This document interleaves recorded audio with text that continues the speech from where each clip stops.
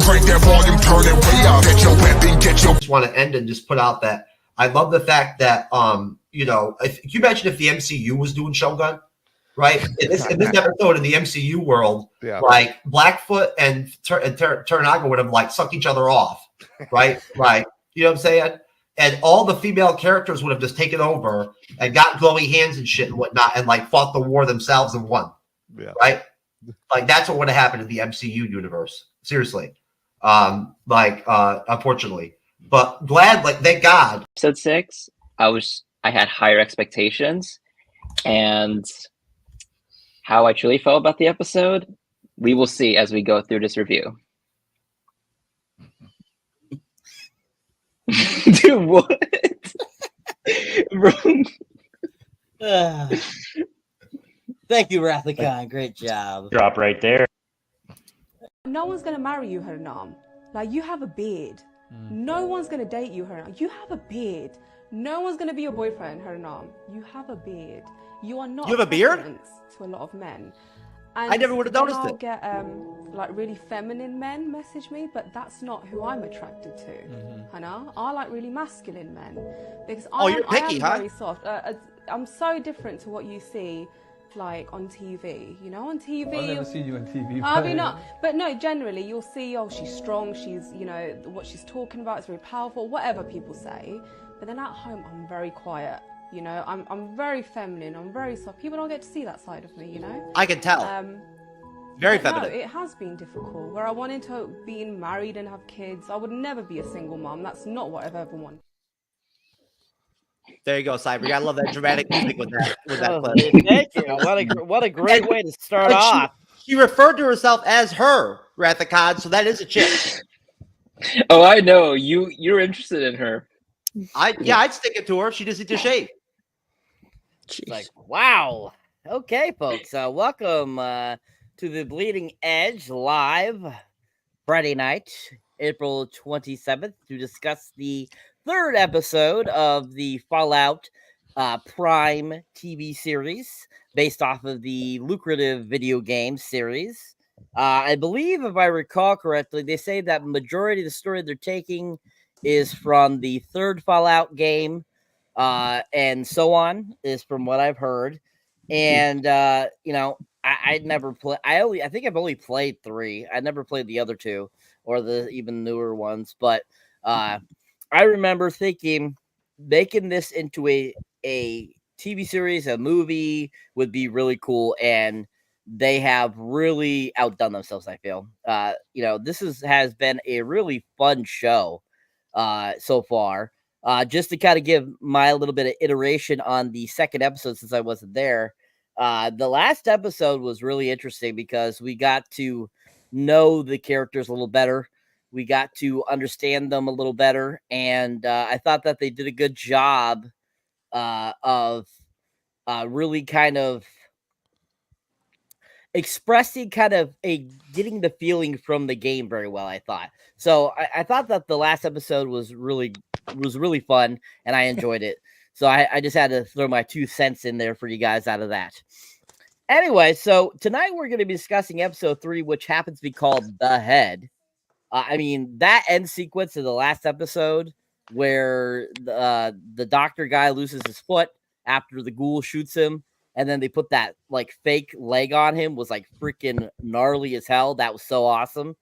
And, you know, then him saying that, you know, they only need my head for you to bargain for your father. I was like, what the hell?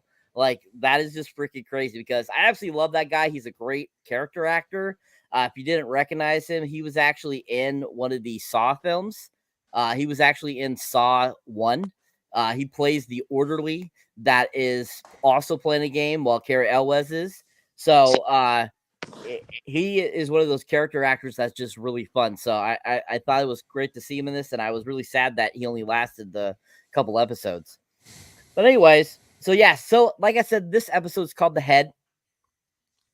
And I think we kind of know why this is called, the episode is called The Head, because Lucy's traveling around with a head.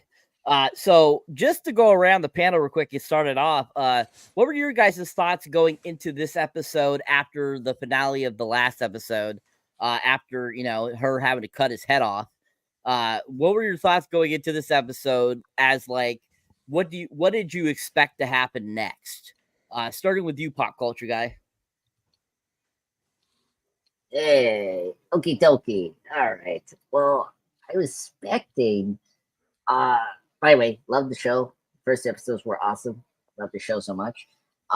In terms of expectation, I was just hoping to see, more the universe, seeing a bit more of the ghouls background, which was very intriguing, and I wasn't disappointed. So I like how this episode kind of slowly, like this sake, who's this, Walton Galton's character, and seeing, how Lucy, navigate this like wasteland in the Fallout universe, and then plus seeing Maximus and his, now new assistant, that's from, That is that a drinking word? I think it is. Is it? Yeah, Maximus is. Okay, yeah. Whatever you're drinking, folks, whether it be water or soda or coffee or bearded lady's urine, please drink. Beer? What? No, that's not a word, you fucking moron. Maximus is a drinking word. Yes, Yeah. Maximus is, but I haven't got over that yet because I wasn't wanting us to start yet. Yeah. I'm trying to get fucked up, baby. Let's go. You will. Don't worry. You are Let's a fucking lightweight, go. motherfucker. Let's fucking go. Hey, Matt, Ben, let's make him drunk. Let's get it. Let's get Okay, it. Let's get it. no No, side no, chatter, no, guys. no. Let's keep it. Let's keep Yeah, it to let's- who's talking. Yeah, so overall, I was very happy with this episode where it left us from episode 2. That's all I have to say. And please don't get Jeff drunk. He's going to be a fool and he's going to be out of control, just like a dog. Okay. Thank you. Ben, same question, sir. What were you expecting going into this episode? I was honestly just expecting to see how, more so the growth of how Lucy was going to navigate, like kind of along the same lines, how Lucy was going to basically navigate this whole thing. That's basically what my thoughts were with the last episode going into this one. And I mean, the show's been great so far. Me having a very dark sense of humor can really appreciate a lot of the humor that's in this show. Like, it's very graphic, but at the same time, it's so graphic that it and the way that they do it makes it very comedic. It's uplifting, but it's not. It's really interesting. I love that balance. It's a good show so far. Excellent. Thank you. Rathacon, same question, sir. Your thoughts going into this episode? So going into this episode, I was expecting to see Lucy become more like the surface people, like more raider-like, become more comfortable with the disgusting stuff. And I don't know why, I just thought that episode 3 would be like she actually goes see Moldaver, gives a head, and then one plot's done and we see another plot. But that didn't happen. Okay. Excellent. Jeff, same question, sir. Your thoughts going into this episode? I was expecting something a little bit more enthralling and entertaining than what we got.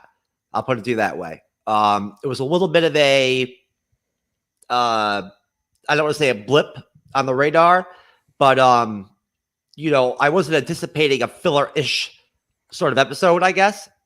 And with a title like The Head, I expected at least one blowjob scene or like something involving a penis or, something, the head, right? Oh, should I just said it twice? Oh, wait, you haven't instilled the words yet. So I forgot. My bad. We're not lit on the game yet. No. So I can say it all I want. Head. Bearded heads. Anyways, and yes, I am jealous of that bearded chick because I wish I could grow my beard out like that. Maybe we can switch. Instead of face off, it can be beard off, But we'll have to see. I have to talk to Travolta and, and whatnot and everything and see if Nick Cage should help me out with all that. But, yeah, I mean, honestly, I expected pretty much what we got for the most part, except for the Gulper creature really popping up. I didn't expect that. I wasn't sure we get all that. And, that was interesting. So I'd say that it did not meet the expectations I had for the first 2 episodes. But it met essentially what I kind of expected for the most part from the show so far. Just a little bit slowed down. Okay. Matt, same question, sir? Yeah, it's interesting that you say it's a filler episode, Jeff, because I think it's probably an episode that needed to happen. We needed to get more backstory, especially around the ghoul, and find out why he became, and because there's that mystery, especially with the thumbs up, and a lot of this starts getting answered in this episode, which I think then lays the groundwork from episode 4 to really take off, that we don't need to focus so much on it. But you're right. I probably expected, with the pace that the first couple episodes went at, probably was expecting it to be maybe a little bit more up tempo, the episode 3. But The Last of Us in episode 3 introduced us to Bill and Frank, so it took a massive divergence there. So maybe they're just copying the formula and saying that the third episode is going to be the one that throws a bit of a curveball. But I think it's obvious now that each time that Lucy meets someone, she ends up alone. I think it sort of also setting that premise that no matter what happens, there's a big chance she's going to be doing this whole thing on her own. So I think that, having to chop the head off old Ben from Lost, and, when you think that they're going to be able to do this together, that I'm interested to see what's in the head. I thought it was a good episode. I enjoyed it, but it was a little bit slower than the previous 2. Excellent. Thank you, Matt. Great job. Excellent, folks. All right. So we are now going to get into the meat of the episode. So here is where we're going to install the drinking words for the night.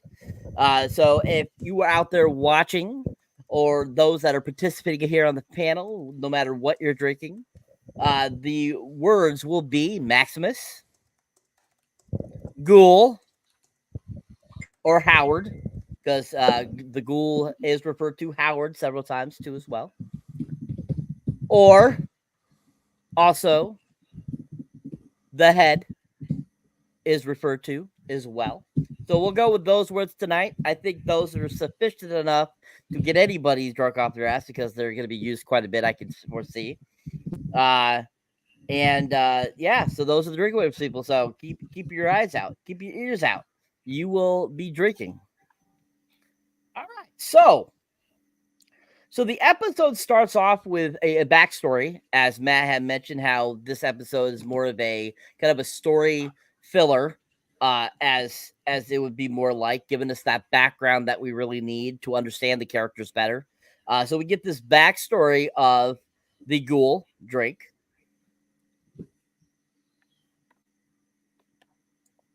Of course, prior to the nuclear blast that we saw in the very first episode. And he is working on the TV show he worked on. And we got to get this backstory of him, his wife, his daughter, and kind of his attitude in his relationship, how he was prior to becoming, the character he becomes. And basically we have that going on, and we get that brief little kind of like interlude to it. And then it comes to present day, where he finds the body of the doctor missing its head. And basically him and the dog end up following the trail to try to find where the head is gone, because he's still trying to get the bounty, even though it's just the head. Oh, Drake.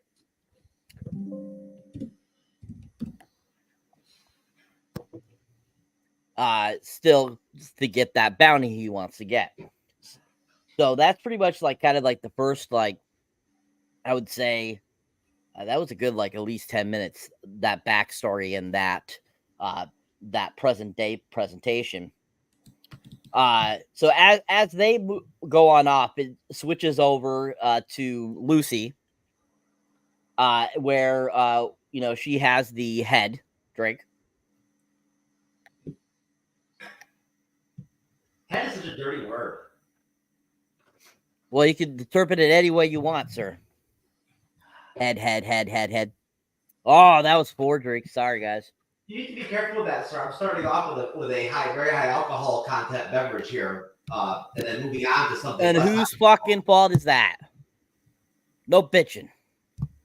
Anyways, so we come across Lucy. She with the body part that she has cut off of the body, and she basically, ends up deciding to put a tracker into it, so in case something happens where she loses it, she'd be able to track it, because hence, like we saw at the end of the last episode, Doctor says the only thing they really need is what knowledge is in my head. So, drink.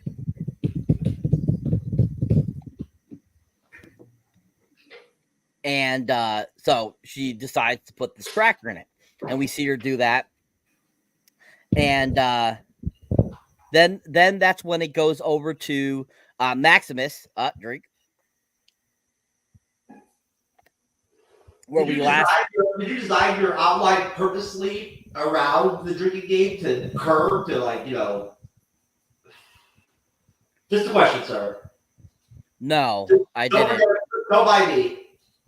Yeah, and you sound so echoey right now because you're using the camera thing again. So, am I? Yeah.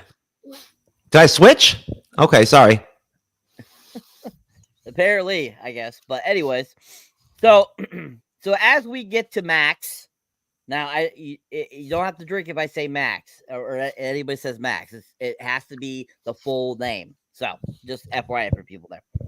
So Max, we go back to where we left him after the suit had been damaged with his fight with the ghoul, Drake. And basically we see him, he pulls it up with some chains to get it to stand up, and he's basically messing around with it, seeing what's wrong with it, and see what needs to be fixed in order for the suit to work again. So he finds out what piece is broken and what needs to be fixed, and he makes his way into town. And when he gets into town, he finds like a blacksmith almost in town to fix it. And he asks how much will it be to be able to fix it, and the gal says 4 caps. And so he reaches down his boot, pulls out, 5. It's 5 caps. And he reaches down the boot and he pulls out 4. He's like, "Can you do it for 4?" And she looks at it like for a brief second, goes, "No." So all of a sudden he looks over and he sees a dentist place, and the dentist place says, "We'll buy teeth."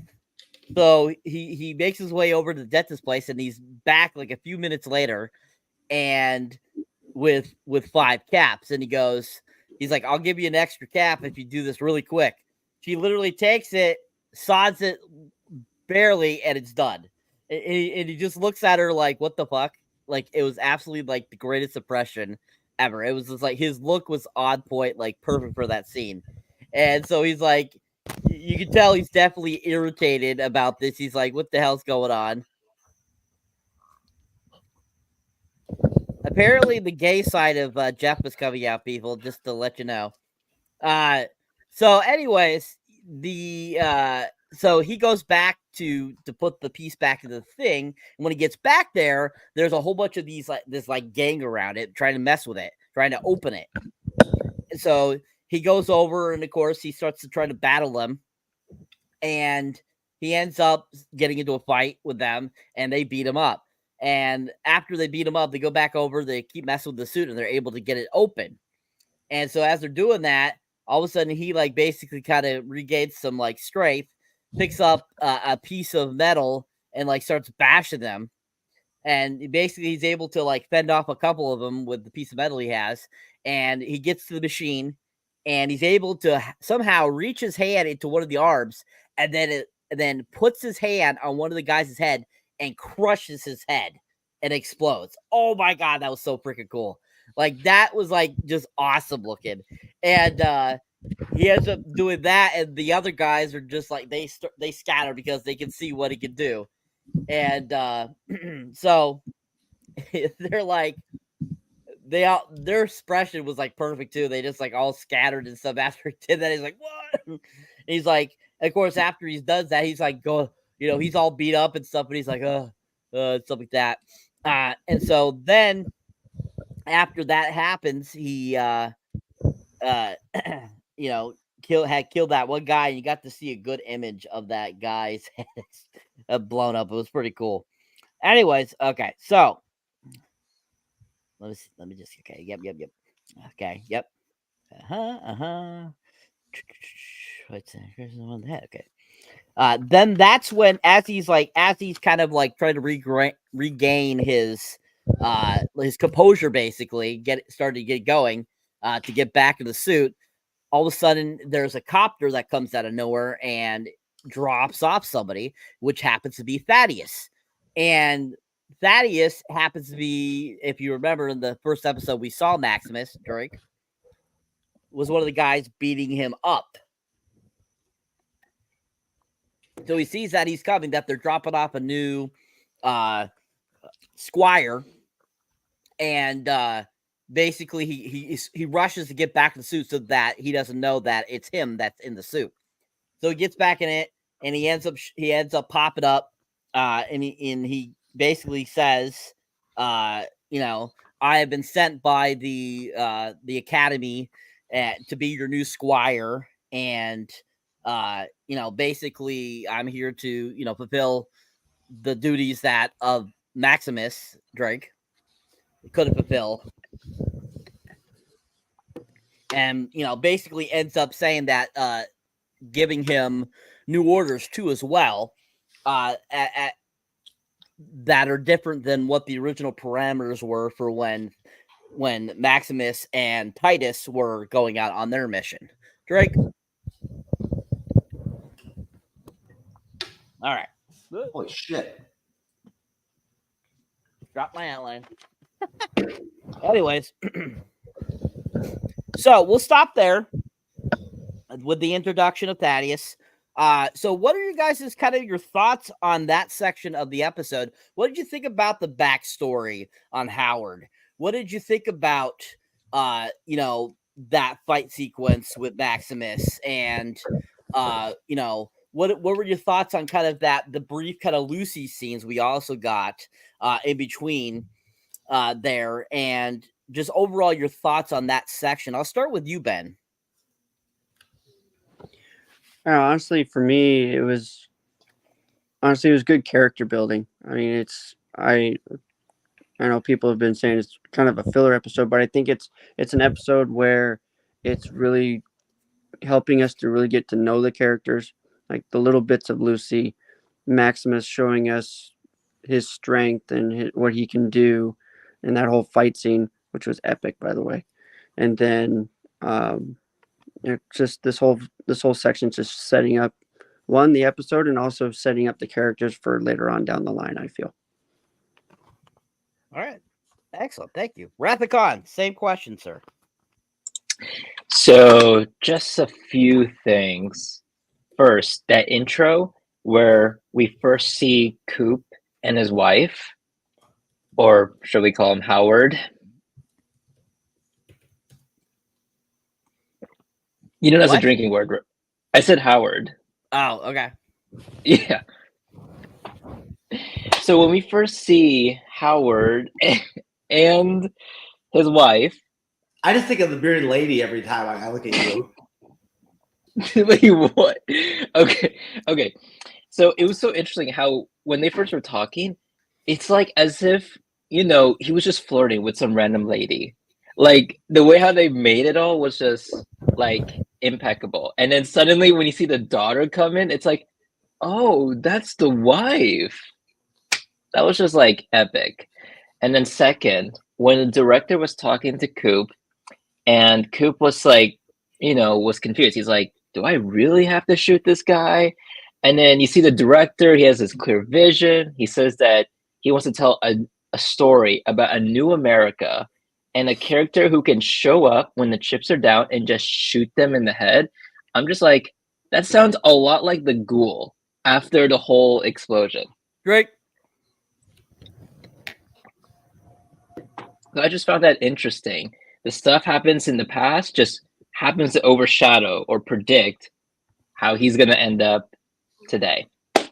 And I'll leave the rest of the scenes to all you guys. All right. Andres, your thoughts, sir? Okay, so this part was very exciting to see Mr. Goggins in the flesh, and it was very intriguing because about the difference of him shooting the person, because you know he's very old traditional Hollywood star, you know, like back in the day where like you usually try to arrest the good guy, the bad guys, and it was very intriguing to see this new wave of like, oh no, they want to see them to be dead, and that's very intriguing, parallel to him now than to the future where he just gun blazing and killing everyone, like a bad guy basically. So I thought that was really cool, and yeah, I agree with you. Was it Jasmine that this is my second Jasmine? Oh god. Oh god, I'm sorry. God. Just say That's a that. Oh shit! I'm just a pop culture guy. What's the song from the Aladdin soundtrack? Listen, Let's sing it. How much have you had to drink tonight? His strength is not pronouncing fucking names. All right. Yeah, He means yeah. Okay. I'm sorry. I know.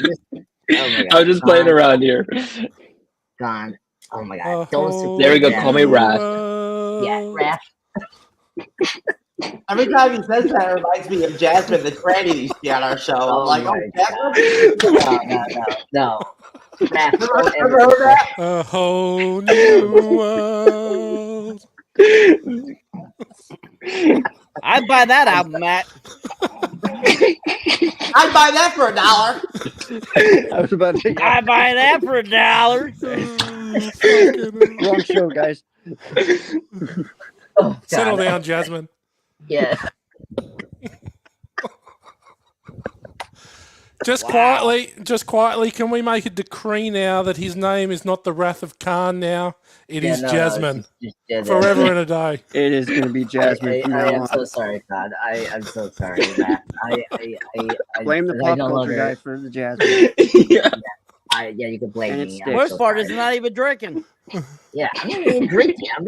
I'm drinking Gatorade, water, and carrots and Brussels. Wow. So I'm the healthy one. You're drinking carrots? How the fuck you drink a carrot? You can juice Oh it. my god. Oh my god. Anyway. Keep so- cooking, Andres. Keep What is cooking. it, like cooking, some I'm cooking. some So- old school cartoon shit? You just stick a straw into the carrot and then suck?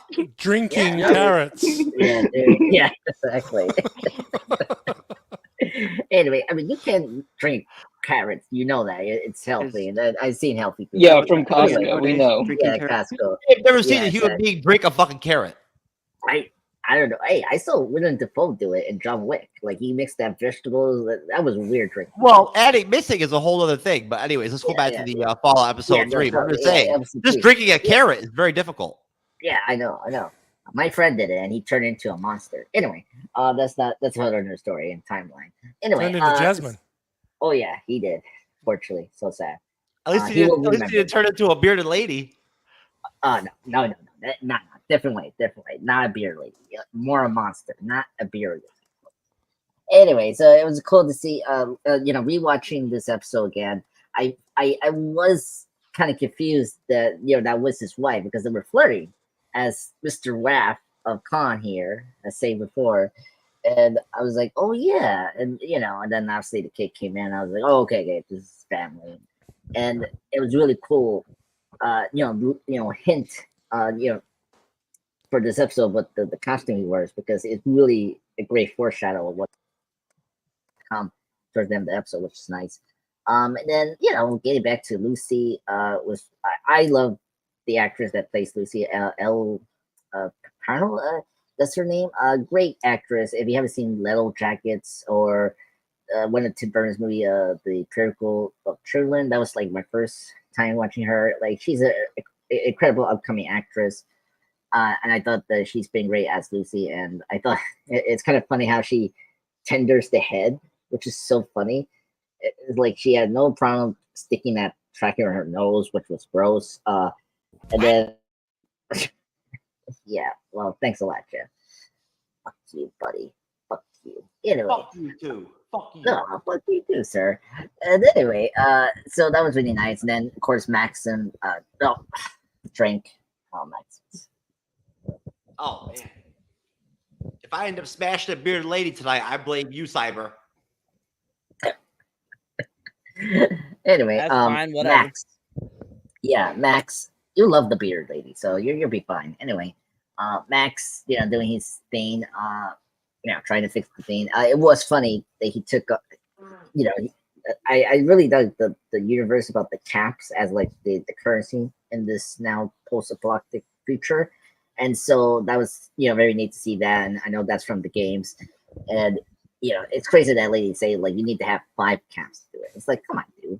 Like, work for this person. It's 4 caps. That's enough, right?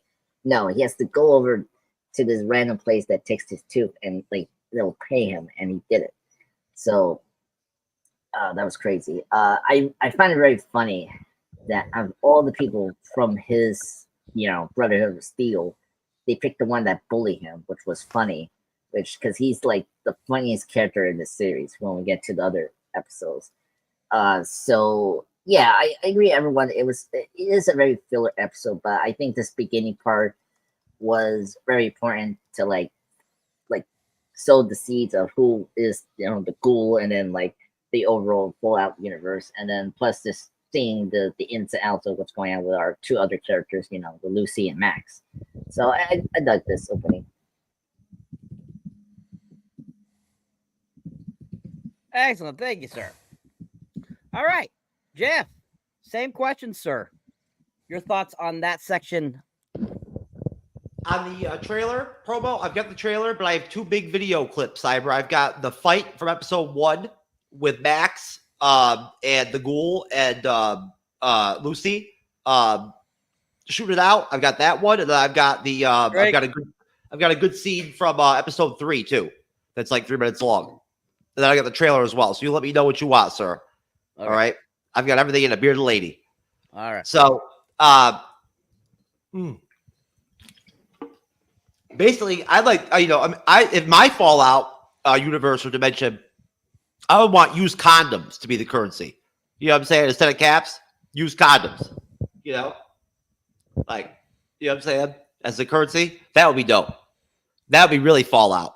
Like, what's more? You don't want new condoms as a currency? Let's fucking go, baby. Use condoms as currency. Let's do it. Let's go. Used. Hey, is it the more full they are, that the more they're worth? Yes, sir. The fat load ones are worth an extra. That's like $100, but like like your 4th load, the little one where you're blowing air. Oh yeah, it's only like for you guys like a nickel. If it's only like a little baby nut in there, whatnot, that's not even a full $1. That's actually like a partial $1. People don't like that. No, it's gotta be a full nut. But either way, yeah. I'm sure I'm just a pop culture guy. Time Lord has probably been doing the dimension where they have the used condom currency at some point. But either way, no, it's carrots or shoes and ties. Oh, carrots as the currency. Yes, sir.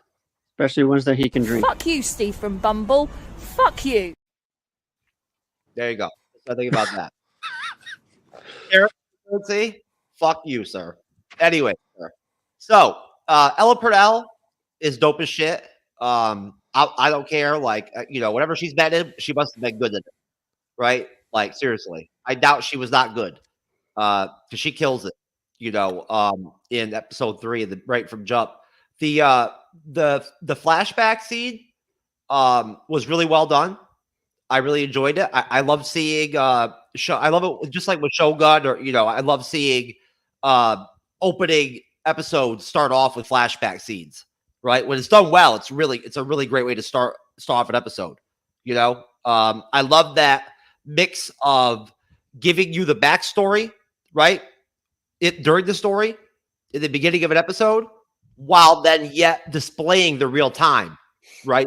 Of the story. afterwards. I enjoyed that dichotomy. You know, just like I only enjoy my bearded ladies shaved.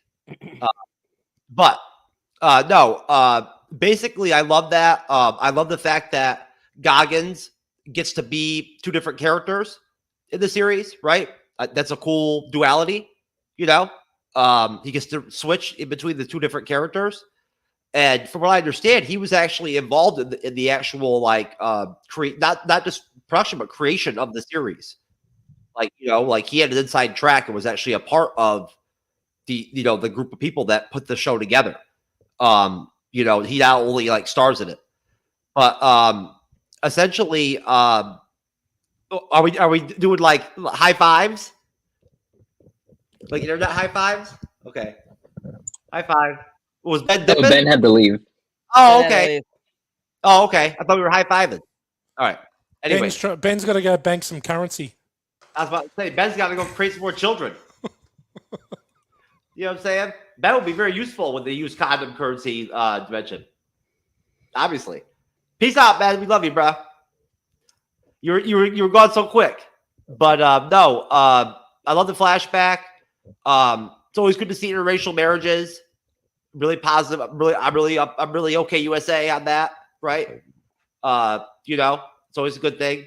And that actress that plays you know, the G-Man's wife from back in the day is fine as hell, too, by the way. So that was a really good segue. I loved how he really didn't want to have to shoot the fucking dude, right? He's like, that's not me. I'm not that guy. You know, I don't do all that. And the guy's finally just like, look, man, I need you to shoot the fucking guy in the head. All right? That's what we need. It was dope. I love that throwback. In terms of the rest of the initial part of the episode, the only thing I would probably also say would be that I enjoy the actor that plays Max. I think he's pretty solid. I think it's Aaron Molden that plays him, but he's pretty solid. It does add some pretty solid humor watching him try to pull off this whole, like, having stole the knighthood deal or whatever, whatnot, and all that. You had to figure that shit wasn't going to just, like, play off so really smooth. You know, that transition of just taking over. I don't think that's how it usually works in the Brotherhood of Steel. You know, like, you don't just, the Squire doesn't just usually take over the power arbor and shit and whatnot and go on his own. So he's, like, kind of learning his lessons as he goes. So that's interesting. He seems to get his ass beat pretty regularly. So he takes it pretty well. You know, like he got pretty fucked up, you know, and managed to like handle that pretty well. So I thought pretty highly of that. He's really durable guy. Definitely a fighter. And I'll stop right there because I'm, you know, already fucking starting to get intoxicated and can't remember my cutoff line. Jesus Christ. You could have gone all the way to when Thaddeus showed up, but you're fine there. I'll go for round 2, baby. I'll go 60-minute man on you. I will. Yeah, I don't want you to go 60-minute man. No. See, Thaddeus was a good he was a great interjection into the show, into the back into the episode, back into the series. That's one highlight of episode 3 is throwing him in the mix. He had some interesting chemistry, let's just say, between him and Max. I really enjoyed him. And watching these squires throw around that bag is fucking hilarious. Definitely. Thank you, sir. All right, Matt. Your thoughts on that section of the episode, sir. Yeah, I really like the backstory of our main guy, the Ghoul. I think that seeing him dressed in his cowboy outfit, which is the Vault-Tec colors, is pretty cool, which means that it seems that they've got their fingers in a lot of pies, old Vault-Tec. And I did really enjoy the back and forth between him and his wife, and that we didn't quite know who she was until the daughter turns up. I thought that was really cool. I really like that. The head. I tell you what, the head is degrading really quickly. It's really becoming a mouldy piece of cheese very fast. I'm not sure it's going to make the whole travel in one piece if it keeps sort of disintegrating at its rate because it's really only a day and it already looks like it's, as someone said, it looks like a Michael Myers mask. Looks shocking. But and then obviously Maximus. Sorry, have a drink. Great. I think he's obviously really the only outwardly Drink, Andres. comic part of the show. Like his whole. I don't care if you're eating. He's eating carrots. Leave him alone. Nope. He's the only. While there's a lot of dark humor from the rest of the cast, I think that Maximus is the only true sort of slapsticky, funny character in the show, and obviously the fight is great, and he is pretty much useless, Maximus, but he seems pretty tough. Like he doesn't quite know what he's doing, but he does sort of know how to handle himself, which is surprising that he got flogged so much in the early episodes back at the Brotherhood. He looks like he can handle himself, and he may have been holding back. But when he does finally fight his way back into the suit and pops that guy's head like a pimple, that was amazing. And the irony is dripping that he then sees that it's Thaddeus is going to be the squire, and you know that shit is going to get really bad for him possibly moving forward. I think it's a really good opening to the episode. I think that Jeff, I didn't really get what you were saying about there being showing the backstory and going back in time. I think Andre can explain to all of us what the time shift part of it was probably better. He might be the only one that understood it, but I tend to agree though. I think that this is the episode that needed to happen. We needed to find out why the ghoul is the way that he is. And I think that this is starting out to lay the ground. We're seeing the thumbs up. We're seeing a couple things happen that's starting to lay some groundwork as to why he is the person he is now. It's also interesting to see that we see him take the inhaler for the first time. And we see that he's actually sick. Like this isn't something it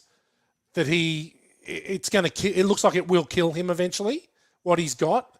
But he obviously needs the medicine to keep him going. So that's quite an interesting plot point as well, that's the first time we really see that, apart from back at episode 1 where the lines are going into the grave. So we're thinking it must be something similar to that. Yeah, but a cool start. I think this is a good episode, even though it's a little slower. Excellent. Thank you, sir. Great job. Thank you. Everyone did a great job. All right. So as of right now, Jeff is in the lead with 1 million points. Andres in second place with 9.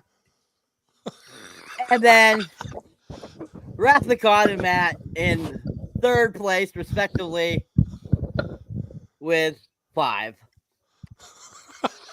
What was that, Matthew? Were you complimenting how great of a job I did with my talk about the flashback and all that and whatnot? Thank you, sir. I appreciate you. It was a compliment. Oh, look, because I destroyed you so completely in episode 1, I'm just giving you a little bit of rope to showcase your skill set. I see. Okay. Yeah, I got you. That was 9 million, Andres. 9 my million. mate, my mate thinks it's because he smoked me one time on the panel. Now he's got carte blanche to OK USA my ass left and right. Okay, USA. I got you, bro. I've seen what happens to people that don't tread lightly. I've been on panels with you and you've pulled people in the line. I'm here. I'm just part of the team. I'm just part of the team. I'm innocent. Stop. Vault 33. Vault 33. We're all Vault 33. There you go. Excellent job, guys. All right. So, Jeff, why don't you share some of that footage with us, sir, to get people really enticed about what we're talking about here? I was thinking about Ella Purnell and fucking her and whatnot. Everything. I thought you were going to say, Jeff, why don't you fuck Ella Purnell? I was going to be like, oh, yeah, okay, I'll do that. No problem. Wait, she's married to someone else, man. Had me all crossed up. Hasn't stopped him before. That's okay. in the movies, it's all good. There is no,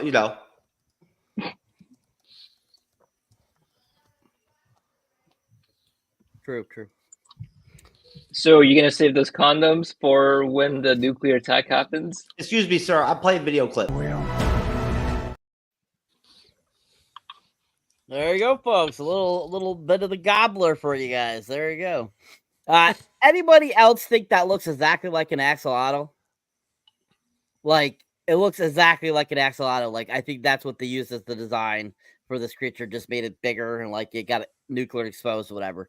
But it totally, as soon as I saw it, I'm like, that looks like an axolotl. I'm like, what the hell? What do I have in common with the fucking thing? That creature is Jeff? What the fuck is that? Andres.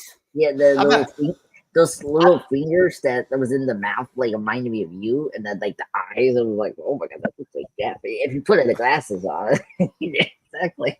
It looks like you. This is not that bad. I thought the creature was cute. You got fingers in many pies, Jeff. That's what it means. Lots of fingers in many pies. I really don't. Honestly, I'm telling you, I swear, if I've ever fucked a married woman or whatever, whatnot, my entire life, she lied to me. You know what I'm saying? Because like, I fuck everything else but them. You know? There you go, folks. A little true knowledge for you. Yep. All right, excellent, guys. Okay, so moving on. Apparently, I'm that creature now. What the fuck is that? Apparently, the ghoul won't shoot people in the head. Jeff won't fuck married women. We've all got our lines in the sand. There we go. All right, so after that we go back to Lucy on her travels, and as she goes there, Lucy, as she moves her way, she comes across a little fawn. She sees and she like tries to go over. It's like, oh hi, little fawn, and all of a sudden something grabs it and pulls it out from where she's looking at it, and that's when she encounters the gobbler for the first time. And as that's happening, unfortunately, the gobbler grabs a hold of the backpack that has the head in it and gobbles the head. And so she basically is sitting there, leaving there after the gobbler has taken it and has gone back down. She kind of tries to make her way a little bit into the water to see where the hell it's gone. She's tracking it because she put that tracker in it. And that's when the ghoul pops up. Drake. So he pops up, pulls a gun out, asks where the head is. Oh, Drake.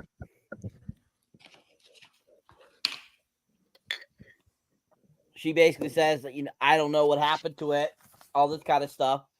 And then he realizes that the gobbler got it. And he kind of like smirks and, stuff like that. And basically starts to, make his way back up to her. So that, yes. So it pads away from that, and we go back to Vault 33. And while we're down in Vault 33, we come across basically Lucy's brother and the other guy that we saw when she left the compound that she knocks out, being reviewed by the board there down in Vault 33.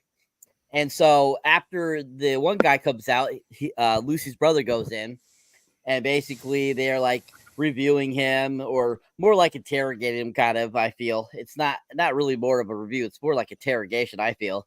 And basically they come up with the solution that he's never happy with any of the assignments he's given, and he doesn't like any of the assignments he's given, and he kind of loses interest in them and stuff like that. Never lasts very long. And so they're like, well, we got another opportunity for you to try. So basically he ends up getting put on food duties for all the outsiders that they captured and kept captive there after they came down to try to, destroy the vault. So he gets put onto that duty, feeding them their grub and stuff like that, which I thought was interesting. And basically, he gets assigned to that. And we see like briefly him like interacting with some of those people. Then we go back to Maximus and Thaddeus. Drake.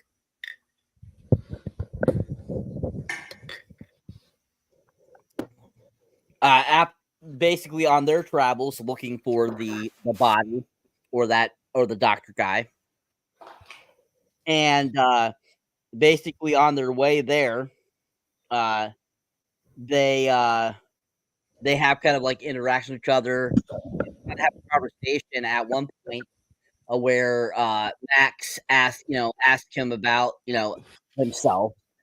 Pretended to be Titus, the actual guy that was played by Michael Rappaport, which I thought was absolutely hilarious. That was Michael Rappaport.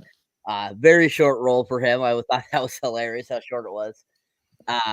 And basically, Thaddeus tells him that he basically picked on him because he felt picked on, and that he felt that made him look cooler and stuff like that, and that really Max wasn't really that bad of a guy, and he actually envied him and stuff like this, and basically kind of have this worm moment where like they kind of get to know each other and start to have less bad feelings about each other. And Thaddeus kind of shows a nicer side of himself versus what we saw at the very first part of the episode, in episode 1. So after that, we go back to the ghoul drink with Lucy. And he's starting to tie her up and stuff like this and put ropes around her and stuff. And then all of a sudden reels her up and then drops her in the water. They basically are having a conversation like that. He is like torturing her, and he's talking about actually a torture. And as we saw in that clip, he's like, "This is not torture, honey. I'm using you as bait." So he's basically using her as bait to get the gobbler come back so that he can get the head. Drake.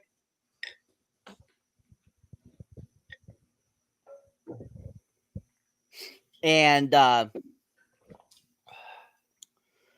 in the process of that, he ends up getting the gobbler to come. He comes back.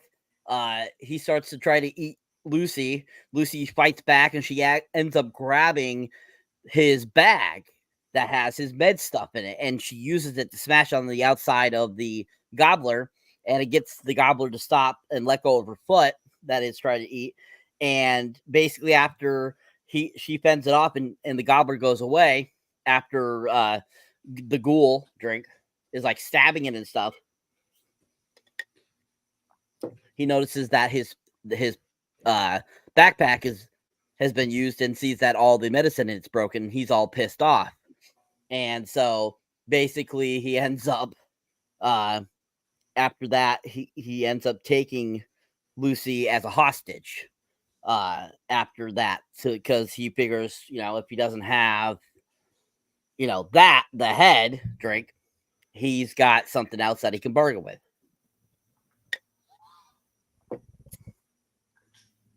So then we go back to Max and Thaddeus, who, as we saw in that clip, are making their way. They have found the body of the doctor and see that it's missing its head. They make their way. Thaddeus is using the gyroscope and stuff like that to track where they're going, or looking for certain signatures of radiation or whatever. And during this process, they end up having them getting to where the lake is, and they're in the lake, as we saw in the footage there.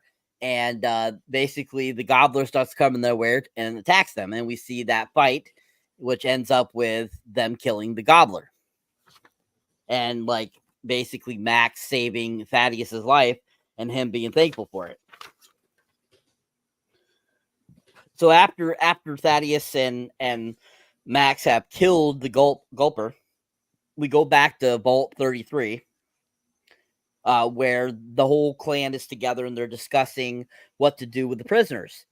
And so basically they're throwing out ideas, and then at some point Norm, who is Lucy's brother, says to kill them. Let's do exactly what they would do to us. Let's kill them. And so as they're saying that, the panel there is like not agreeing with them. They're saying, no, we can't do that. That's not right. Blah, blah, blah. And then that's when briefly we have that one other vault person come up and tell everyone, we only got water that's good for 2 months, and then we're out of water. And so basically I think that idea of killing the prisoners is going to start becoming more of a thought, becoming more reality than they think, because maybe Norm has an idea there, because we only have 2 months of water. because the tanks were destroyed and were broken and stuff during that invasion we saw in the very first episode. Then that's when Max and Thaddeus, we come across them again briefly. Is there such thing as a 60-minute man dialogue? No. With moderating? No. I'm just wondering. Okay. Just be quiet. Just be quiet. My bad. Mr. Drunko. Okay. So as they're making their way there, after they have killed Max and Thaddeus have killed the gobbler, they realize that they have found the head as well. Drink. That's when we return to Lucy and the ghoul making their ways, and she's like trying to like talk him out of what he's doing. And in the process of that's when he has basically another backstory that pops up of him basically becoming a spokesperson for the vault that the vault people are using that were being created before the nuclear explosion happened. And so he actually reluctantly takes part in this, like to advertise it with his career that he has, because his wife happens to be a top exec of the vaults. So they end up showing that he's making a commercial, and the episode basically ends with this flashback where it shows him kind of pulling you in to figure out what more. If his wife's a part of this vault people, these vaults that the vault people are using, what is more of his story? And it kind of leaves you off kind of like on a cliffhanger, wondering what actually was going on with the ghoul or Howard at that time. Drink. And that's how the episode ends. So, what are your guys' thoughts on the latter half of the episode? What did you think about the conversation between Thaddeus and Max? What did you think about the ghoul using Lucy as bait? What did you think of the gobbler? What did you think about, kind of like the little stories we saw as the time went on during these kind of the two main kind of storylines of this episode? And what were your overall thoughts on the episode leading up to the end with the flashback again of Howard kind of becoming like a poster child for the vaults? Let's start with you, Rathicon. Sweet. Thank you, Cyber. So I will say that during the scene when Thaddeus and Maximus were like talking, Thaddeus was saying how like he used to bully Maximus. One thing that I did not hear is whether Thaddeus had anything to do with Maximus's transgender friends. Like, you know how like he woke up with like the boot and like the needles in the boot. So it's like, was he involved with that? Like, that is one of that character was non-binary, sir, not transgender. So okay, my bad. Thanks for clarifying. Listen, no, just because you're into bearded ladies don't mean you can hate on don't the androgynous. give any engine fluid to want to fuck something else. Just go on with your talk, Rathicon. No, I would not fuck Max's buddy. Yes, you would. Okay. No. Yep. Okay, that was like one of the key things though with that conversation. Like, he never mentioned anything about hurting Maximus's that's a drinking word, about his non-binary friend. Hey, Mom. Yeah, my mom just came back from work. Anyways, so hey, Mom, from there, I'm just hanging out with Jeff S. TrueKnowledge, that crazy motherfucker that talks about fucking trannies and shit, bearded ladies and all that shit. Hey, Mom, you want to clock in? Wants to use condoms as fucking currency. Hey, Mom, come listen to this for an amazing thread. Come join Jeff. oh my god, dude. Go listen, meet this guy that wants to bang bearded ladies. Come on, Mum, come in. That loves black midgets too. Okay, so from that incident, I think Thaddeus actually did not hurt Maximus's friend. That maybe it could have been someone else, because if he really hurt that non-binary guy, I think he would have actually said that. Because, I mean, they're in the wilderness. He's going to die anytime. Might as well just speak out the truth. If he speak out the truth about Maximus, he could speak out the truth about that dude. So I think just indirectly, it just clarifies or helps us understand what actually happened. And it kind of adds suspicion to Max. Like, maybe he actually did it. Who knows? I also liked that after... What, he saw some dude's dick? No, we're talking about the blade. Remember episode 1? Oh, okay. He woke up. Yeah. No worries, man. No worries. And then when it comes to the debate part, right, where it's like after that whole chaos with Lucy and the ghoul's over, my favorite quote from the ghoul. Oh, you motherfucker. Was, yeah, well, the wasteland has its own golden rule. Those shall get sidetracked by bullshit every goddamn time. That was like the best response after Lucy was like touting the whole golden rule stuff. Like, I think that's like the best quote of the entire show, the entire episode. And then I think it's also a reasonable reaction, especially since the drugs, they're all gone. Like, think about how a drug addict would feel if like someone took away all of his drugs. Like, he would say that stuff. He would probably be more aggressive than, ugly face cowboy. But yeah. And then let's see. Well, he needs the drugs. He needs those in order to become non-feral, right? Yeah. Caves, you could become a feral ghoul eventually, right? Mm-hmm. That's what those drugs stop off or stave off is the feral ghoul. Yeah, and I will say, those drugs that guy was taking, I believe they're also the same drugs that like the IV in his they were just they weren't to keep him alive or for sustenance. They were to keep him from going feral. Even if he's buried. They'll introduce that. I'm sure. I mean, I've only watched through episode 3, but I'm sure they're going to introduce some of this down the road. Oh yeah, They do. They do. Yeah. I also like that when we go back to Vault 33, that, everyone's just like too timid to offer a real idea on what to do with the raiders that they're holding captive. Because when you see those 2 council members, right? like literally, they remind me of people in high school. You have like the class president, the class vice president. Like, that's how they sound like. And then I like how like the fat guy, he was saying like, a raider showed me his butthole.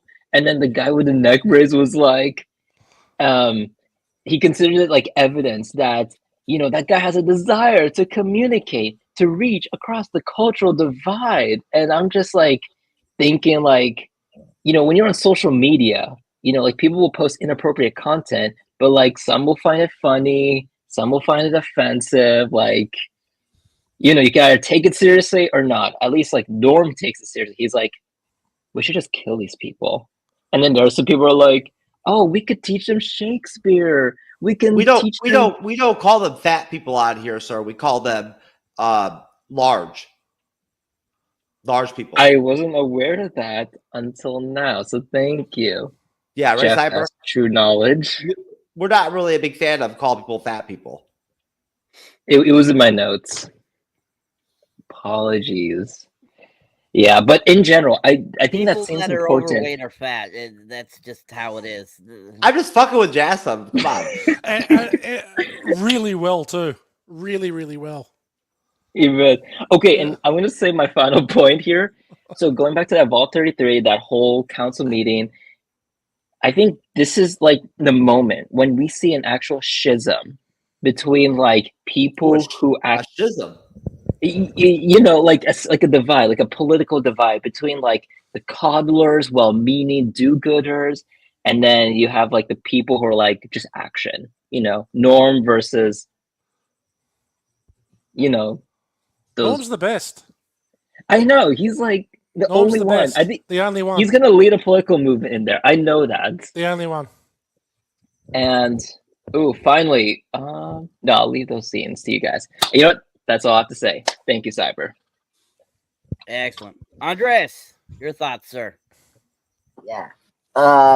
So the sequence is pretty awesome. I mean, the grabber, that creature is really spectacular. I think the show has done a really good job spending money on these creatures that we've seen so far. With that, mutated bear we saw in episode 2, and then this, it's pretty fantastic. I mean, and the makeup with the ghoul, like it's really awesome. So and Scottie Pippen was there too. Scotty? No, I don't know what you're talking about. I think you're losing it, sir. Losing it at this moment. Anyway, so yeah, I thought that creature was really awesome, and yeah, it reminds me of Jeff, as I say before in the chat, in private chat. So I don't know why, but I mean, doesn't even look like me, mate. I mean, a little bit. Like you see the front, like the front looks like you, but when you see it sideways, I've got better hair. I mean, that's true. He has this weird like spike thing. Oh god, I think Raph is showing us who this little creature here looks like you. But anyway, so I thought that creature was really the CGI was well done, and the suit that Max wears is actually really great. I like how practical it is. Raph, what are you doing? Are you showing me that that's Jeff? My little Jeff, it's not your little brother. I think Raph is telling us that's him. Raph the Cat is my little brother. Anyway, yeah, and of course it was really when the ghoul catch up with Lucy, it's all break loose, and then and of course poor Lucy, who hasn't been up in the the surface, she's very like she's not yet hardened by these Western post apocalypse themes, and so she gets used, which is so sad.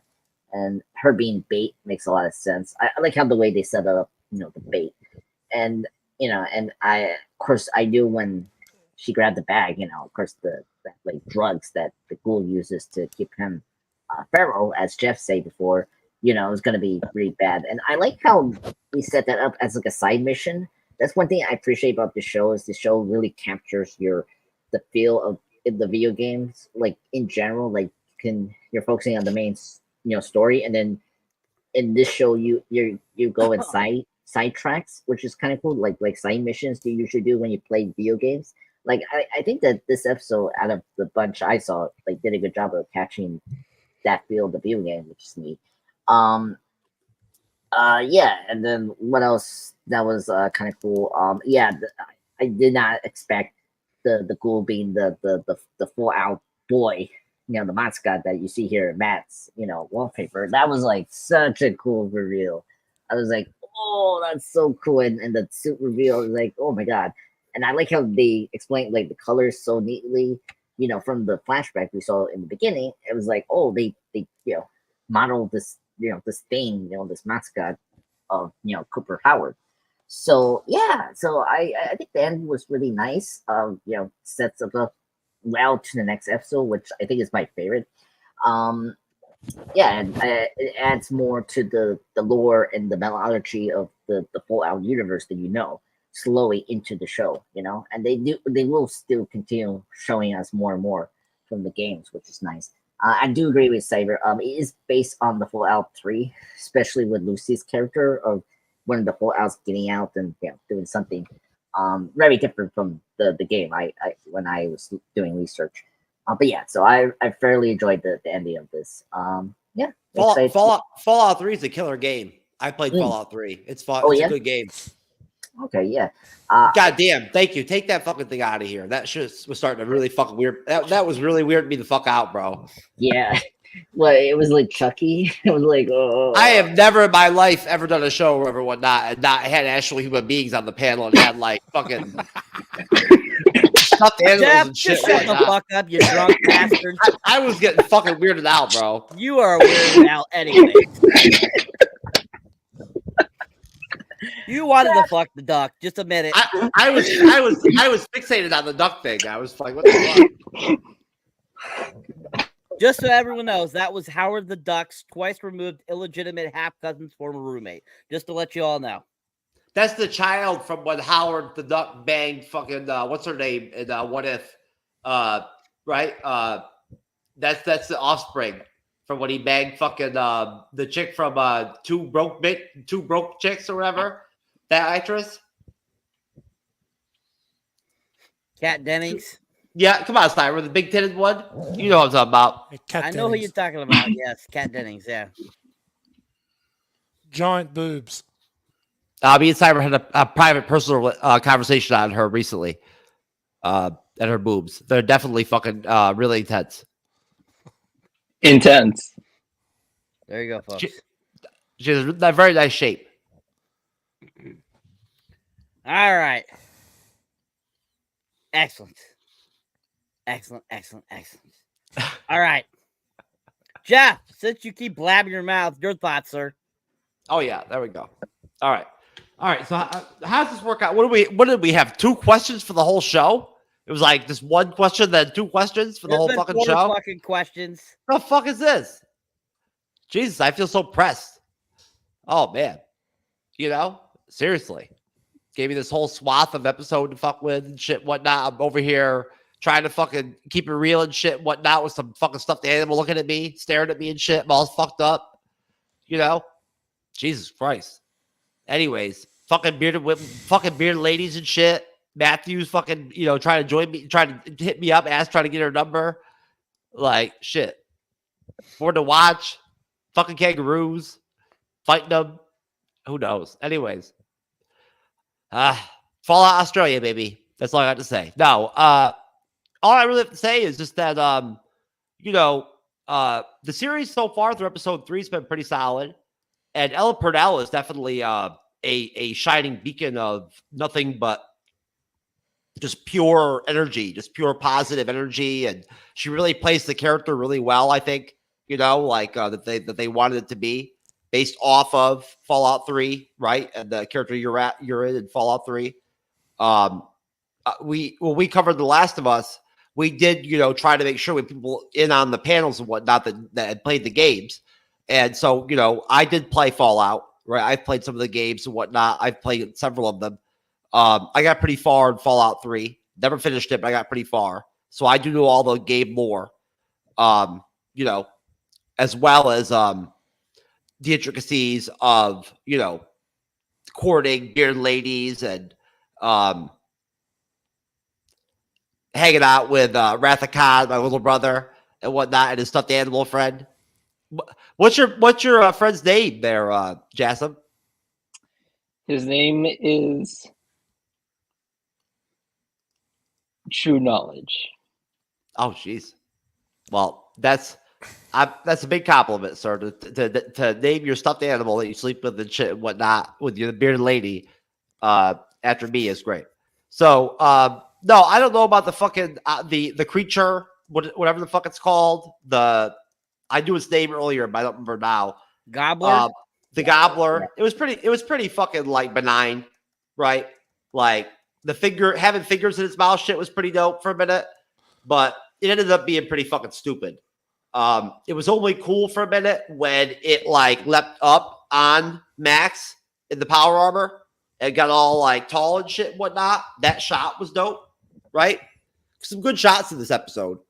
But it was a very contained episode. They didn't travel a lot, right? I want to see more movement in this series. I want to see more going from place to place. This was pretty laced into one area, right? The chemistry and the dynamic between the Squire and Max, Lance or whatever, was dope. It was tangible. It was good. Their vibe was entertaining, and it added a little something extra, I think, like to the series. In general, the ghoul, the ghoul and Ella Purnell dynamic in the episode in general so far doesn't do a lot for me. I feel like Ella Purnell and Max have really good chemistry together so far. From the little bit I've seen, they have like automatic chemistry, like really like kill it chemistry. I'm not feeling that same chemistry with Goggins and her, to be honest with you, on screen so far. Maybe it'll get better. I don't know. The whole, head deal, drink is dope. It's a good little ploy to add to the story.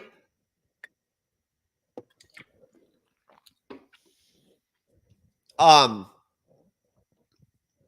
did like and enjoy again the power armor, the T60 looked pretty dope. It looks cool, right? I do enjoy it. The scenes with it, watching it fight and shit and whatnot. The guns, I love seeing the guns. That gun that the Squire had is not from the game. I've never, at least I've never seen it before. They've had several guns from the games in the show so far. And Cyber, if you'll let me, I have that clip for episode 1 of that fight scene. That's probably one of the best action scenes in the show. I'd love to play it, sir. It made my dick hard. Well, since you just said it made your dick hard, I don't think so, sir. That's just weird. Just bro. You can play this clip, but no dick getting hard here, okay? Only hold your microphone, Jeff. Only hold the microphone. Yeah. Okay. No problem, sir. So, basically, I mean, what can I say? It's a slow episode. Slow burn, like, not a lot really happened, right? In terms of the overall story, the movement of it, right? It kind of stalls a little bit.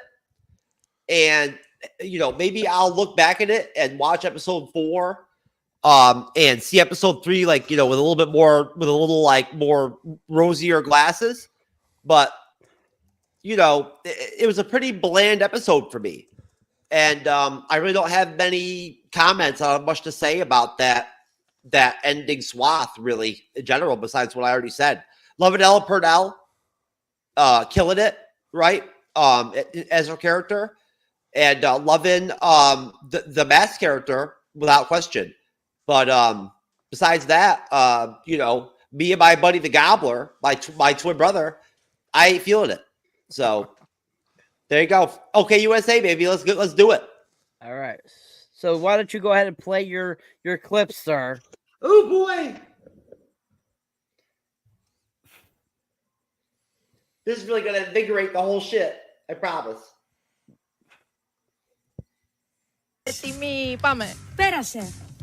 Okay. There's a program in the UK called Stars in Their Eyes, where normal members of the public go on and dress up and imitate, their favorite iconic stars. So let's see who this woman is going to be. Και εμείς αποχαιρετούμε τη Μαντό και υποδεχόμαστε τον Stevie Wonder.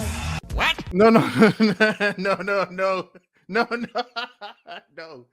All right. Okay. So we're going to have this white woman turn into a blind black man. Really, I just want to see it just because, really, let's see.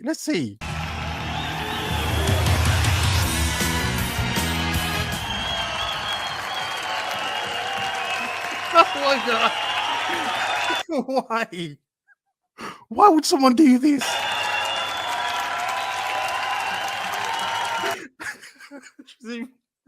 She's even pretending to be blind. She's got the assistant, really. Oh my God. This is wrong on so many levels, but it's really, oh my God. Stevie Wonder. Some people would say this is Karen's gone too far, but I don't even know. I'm sorry. This is ridiculous.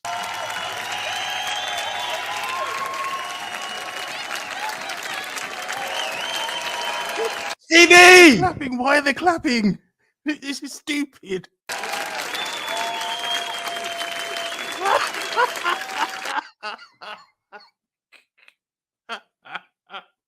This is so wrong, but I'm sorry. This is one of the funniest things I think I've ever seen. Get it, Stevie! No. No. No.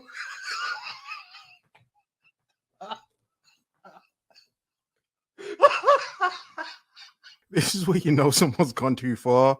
I'm going to mute it, but let's just see her acting. This is ridiculous. She's going ham.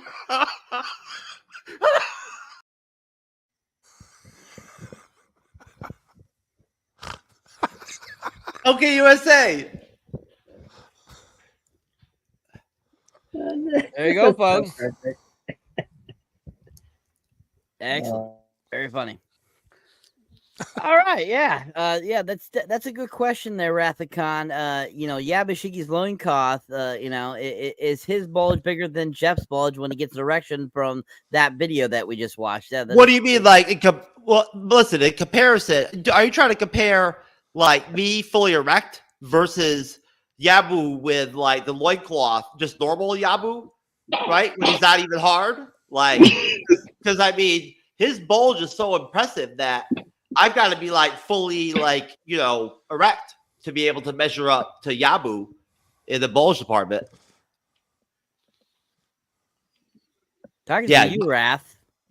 Yeah, that's the question. My idle flaccid penis is not as impressive as Yabu's, but in the bulge department, unfortunately. So when it's erect, it's bigger. It's similar to like my Keanu Reeves pussy beard, same level. All right. Excellent. Okay, Jeff. Thank you, sir. Yes, sir. All right. Let's see. Stevie! All right. Andres. Yeah, your baby. thoughts, sir. Final thoughts? No. Oh, God. I can't even fucking wait for this. I'll give this episode 9 out of 10. I think it was a very good episode. I never have a problem with the show. It's fun, enjoyable. I'm so happy. I'm here to do the fold-out show with you guys. It's a major show. I'm so excited for the next 5 weeks. Your first episode recap. Oh. Yeah, exactly. So, yeah. So it's 9 out of 10 for me. Everything's a fucking 9 out of 10 for you, motherfucker. You can suck the bearded lady's dick and you call it a 9 out of 10. No, that's why you remind me of the Glopper, because when you, Cyber? When you throw up, that's how you are when you be like, drink, 9. Well, fuck you motherfucking clown. I think 9. Yeah, 9. I don't know, Jeff. I'm out of 9. Oh my god, that's you sucking your cock, sir. That's how drunk you are. No, sir. I don't have that ability. I had a friend, a cousin back in the day in high school that could suck his own dick, but I can't do it. Oh my god. Anyway. All right, Matt. Thoughts, sir? Yeah, mate, I love the series. I think it's great. I think can't wait for it to play out. I think that if we keep getting TV, I know they've already said that there's season 2's on the way, which is great, which means you're on a winner when, it's 2 weeks out and they're already greenlit season 2. So this gets 9. I think this could be, I think this is as good as Last of Us, for sure, this series. I think it's great. I'm really enjoying it. Oof. It's excellent. I think this is Wow. I think this is as good as it. I think and actually, I'm going to cheat because I've watched the whole lot. Did you get knocked out by a Kang or some shit? Mate, I've watched the whole lot, and I think this is better than The Last of Us. Oh fuck! I think what they do and how they interweave. They started in this episode how they interweave the Vault lore with the Surface lore. I think that it is, and there's more parallels between them than what you think, and I think that this is a better season than The Last of Us. The Last of Us was great. Don't get me wrong, I loved it, but there was a lot of filler in The Last of Us There was, and it was intermittent action. Whereas I think this is just the start. You're saying this is a filler episode. It really fucking kicks off now. And I think this episode, I think, is the episode we needed to have, because we learn a lot. The ending of this episode with Coop doing the thumbs up, and I actually even think that, I don't know if it's this credit scene where you see the street sign that has the Fallout guy like I've got, and then it's peeled away and behind it is Coop. So it's been painted over with the new logo doing the thumbs up. So I think it's really cool. This is excellent. I really enjoyed this episode. 9 out of 10. So we got 2 9s out of 10 so far. Nice. All right, Rathacon. I will give this episode a... Man, I thought it was going to me. The fuck? Wait, you said Wrath of Khan. Yes, I did. I'm not going Yeah, it's your turn, motherfucker. I'm not going to let him fucking talk. It's your turn, Con. Yeah, let's go, Cyber. Okay, I'm going to give it a 9 out of 10 as well. I've seen the whole series, but what I like is that in general, as you go through all the episodes, like, they're really cooking something big for the end. You know, it's not like this episode where in the beginning I thought, okay, she got the head. Yeah, this plot has to end. Something new will come up. But no, they stick to the main plot and they keep cooking it. So it's like the longer you cook it, the better. And this show just does a fantastic job of it. And if you're not begging for a second season, by at least the end of this episode, I'm like, you need to rewatch it again, because at least by this episode, you should be like, okay, I want a season 2, a season 3, season 4, season 5. Like, so good. I give it a chef's kiss.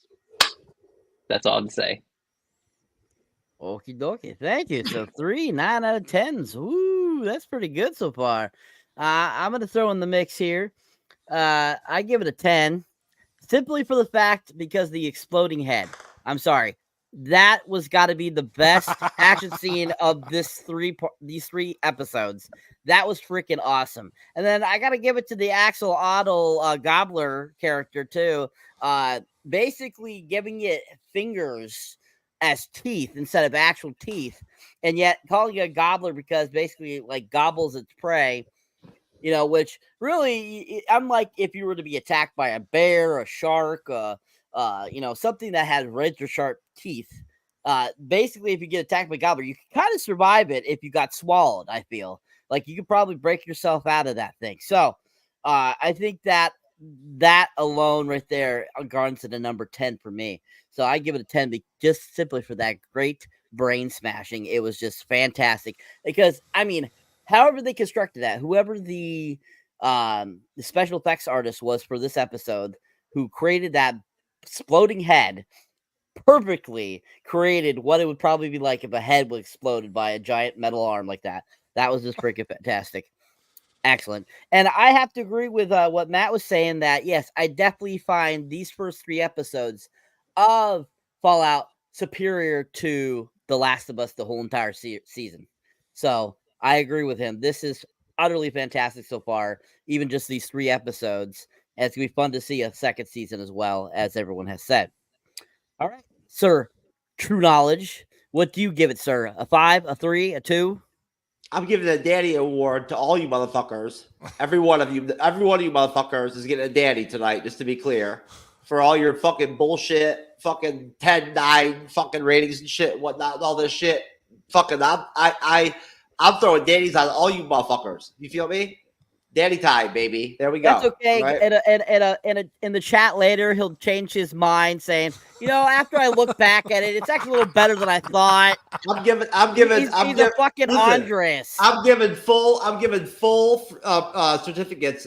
You know, free certificates for She-Hulk, the Savage She-Hulk massaging spots. All you niggas. All right, you feel me? For some fucking savage 1 hour fucking forehand fucking or nothing special shit over there, and you're not gonna you're not gonna like it. I'm telling you right now. All right, you feel me? It's not good.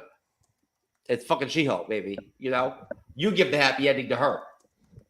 That's how it works. Just to be clear.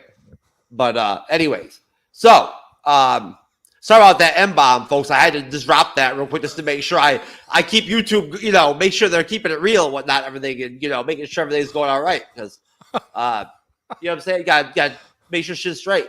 So, I just slip that in there just to check it out. But anyways, I'll drop a solid 6.5 and 2 bearded ladies and 1 fucking stuffed animal on the panel. On this bitch. You know what I'm saying? And I must say that I really enjoyed playing the drinking game with my second alcoholic beverage, which was much less like intense and high alcohol content. That first one, Cyber made me slam that bitch almost. And it kind of scared me a little bit. I was getting fucked up real quick.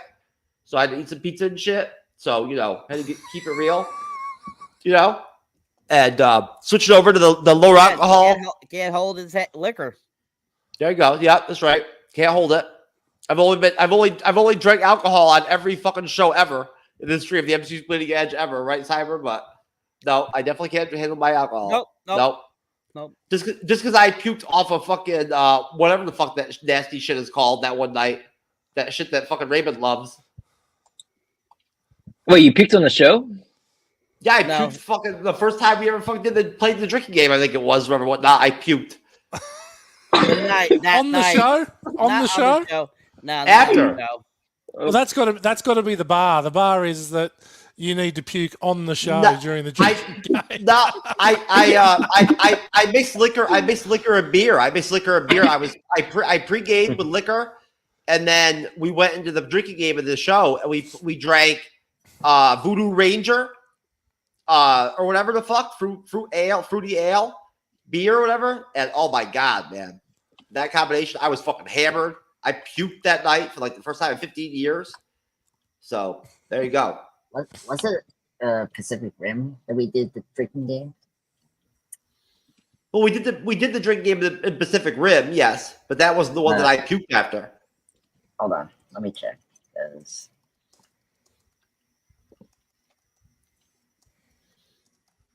That was one where I gave She-Hulk a blowjob to close the show out. You know what I'm saying?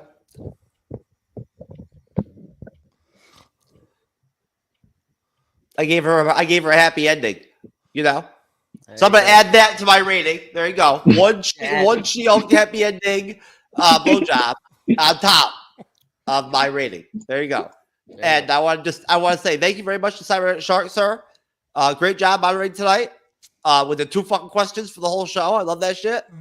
And thank you for not giving me any shit with bringing up the flashback shit when I didn't know what the fuck even happened in the episode. Matthew, thank you, sir, for being an asshole. I'm the pop culture guy. Time cop, sir.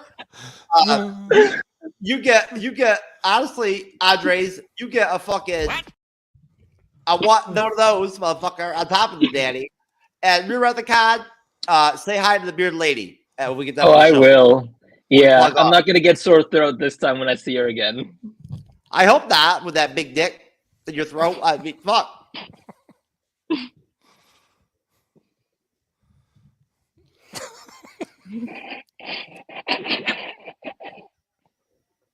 What's so funny, guys? I know, seriously. Jasmine's gonna take him on a magic carpet ride. Oh my, you bro, no.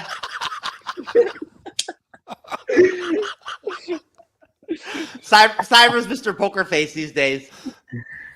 Oh dear. Cyber's Mr. Stick in the Mud. Oh dear. Well, somebody's got to be the serious one, and somebody's got to be the idiot. What do you expect? Can't be the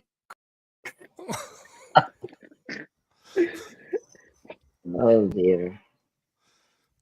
You gotta have the straight guy. You gotta have the straight guy and the crazy guy. That's me read the guy after the show from the bearded lady. Wow. No. From all angles, baby. Look at there you go. You sure it's not you? Huh? So the winner tonight is Wrath of Khan. What? Yes. Yeah, let's go, Jasmine. Because he put up a duck that freaked out TrueKnowledge. So that right there won the instant award right there. And so all second place is everyone else but Jeff. He's in third. He deserves it. He deserves it anyway. Rathacon deserves it anyway. He deserves Don't it worry anyway. about it, sir. Okay, so I'll be generous here. I'll only talk about the dinner, so everyone else can take all the other parts. Oh, you're such a gentleman. I'm always a gentleman. Okay, so let's talk about that dinner. So, firstly, what was with the seating arrangement? Like, you have on one side Buntaro and Omi, and on the other side you had Maiko and Blackthorn. Like, shouldn't Buntaro and Maiko be together? Maybe include Blackthorn as well, all on one side, not like separate them. Like, Then what? that wouldn't create the tension then. Well, I think that Toranaga is bad with seating arrangements. Just right there. Just that in of itself. If Toranaga wants peace in his army, he should let them sit together. I'll just say that. That's the first thing I noticed. Secondly, wait, what's funny about that was a little bit of lip service and whatever for you winning your first Shogun Award tonight. it? Thank you, Jeff. Thank you. You've been killing it, sir. Thank you. With your guidance, I've been killing it. Well, excellent, folks. There. So, anyways, Jeff, there, sir. Why don't you take us out, sir? No problem, sir. Are we going to Denny's or Waffle House? IHOP. Okay, but I wasn't sure where we were going really, but anyways. Oh, that's right, I forgot. Plugs. My bad, folks. I apologize. I'm just pop culture guy, sir. You want to start? Sure.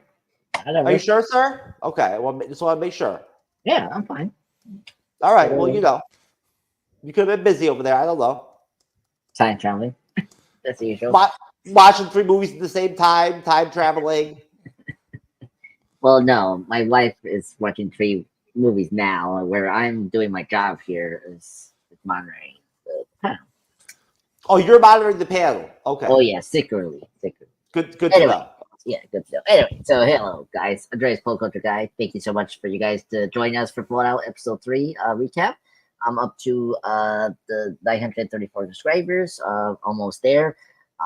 Just recently post my new video today of The Shadow, the 1994 classic cult film starring Alec Baldwin. Fantastic cult film. If you haven't seen, it's its 30th anniversary. Came out in 1994.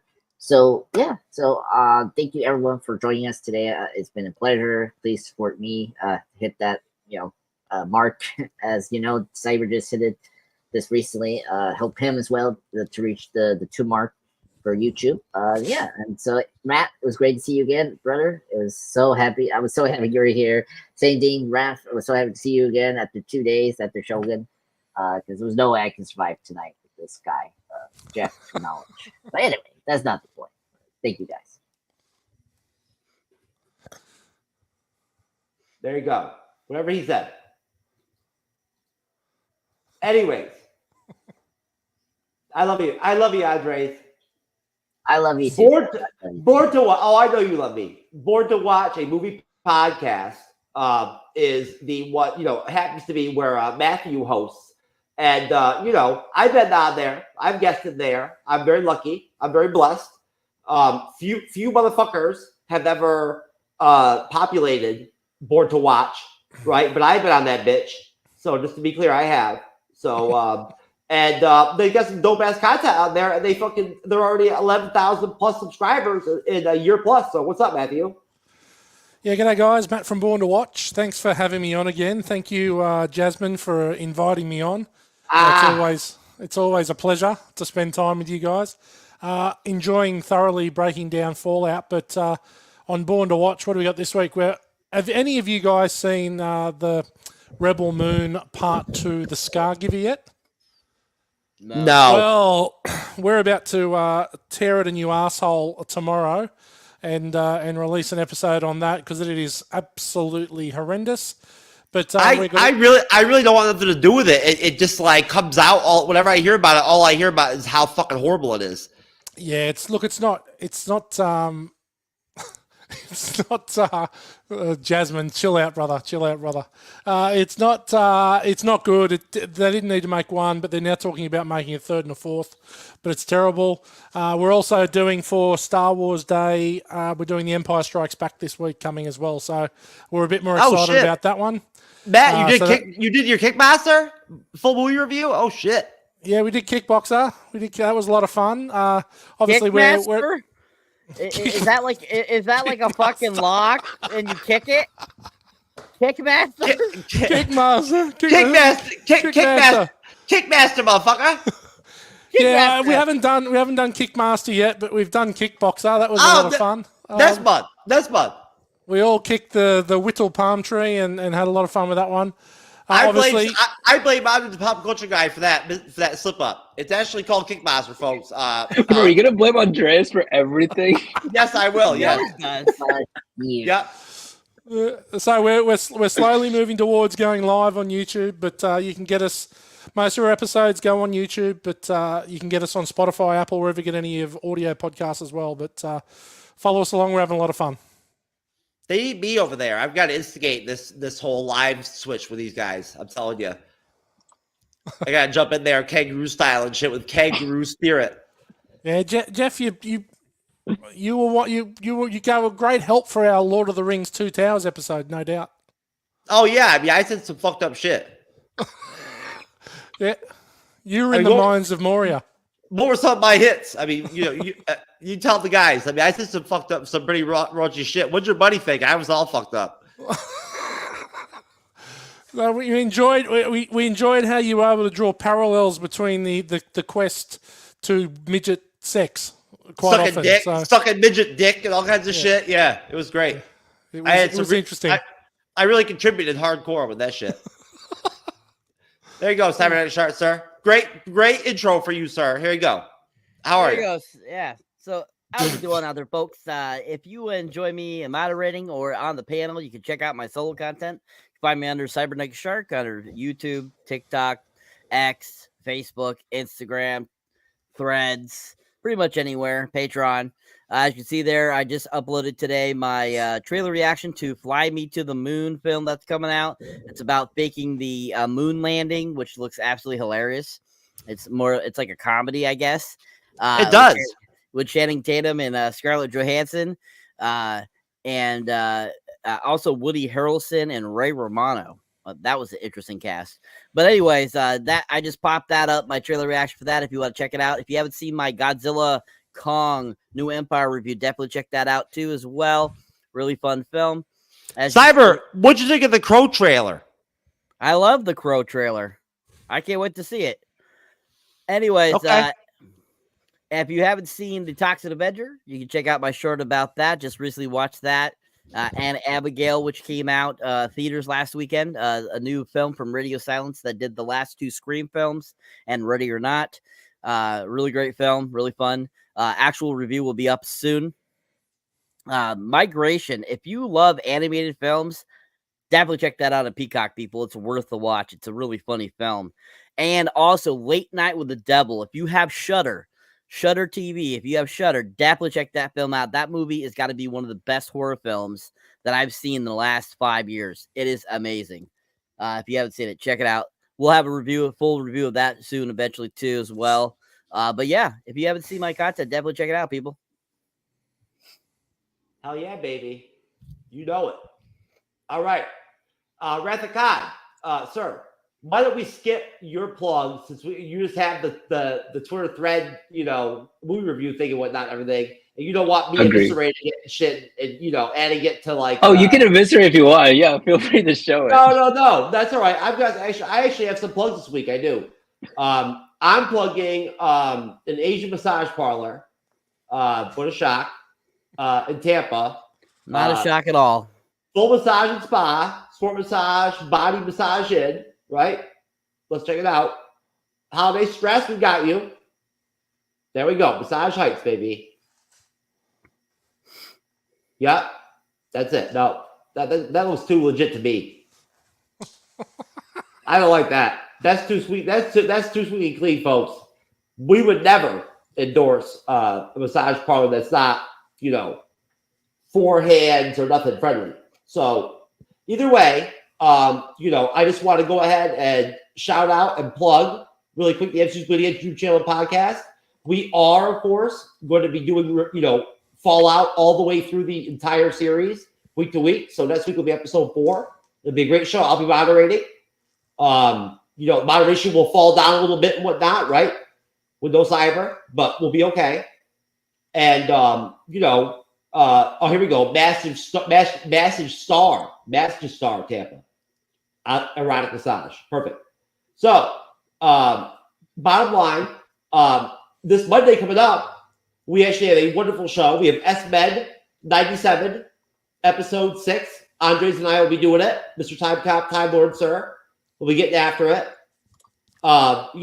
Killing it. Talking some Deadpool, Wolverine, trailer talk and shit and whatnot. And some, some fandom pop culture news and shit and whatnot. And then we have our Shogun finale. That's Wednesday, which is going to be a wonderful show. And everybody's hyped for that. Rathacon, you're not going to be there, brother. I'm sure you're going to be watching. No, I'm going to take a vacation. You're already on vacation.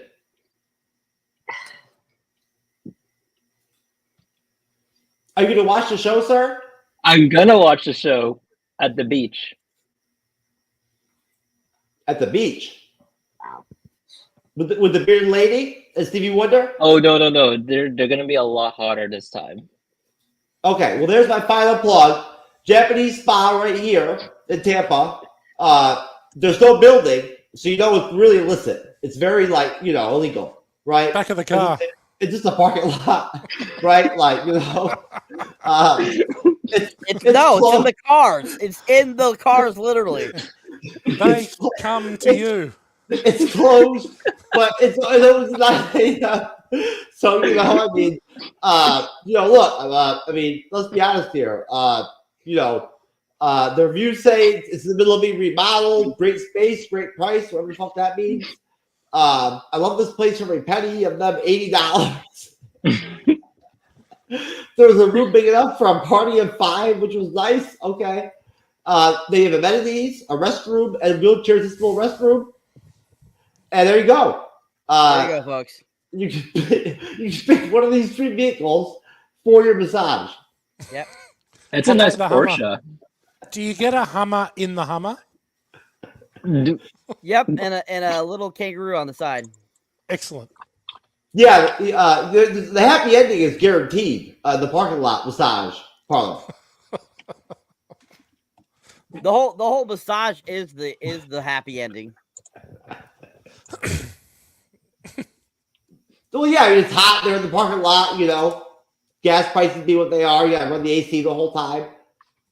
There you go. Anyway, so there you go, folks. We love all of you. We love Stevie Wonder.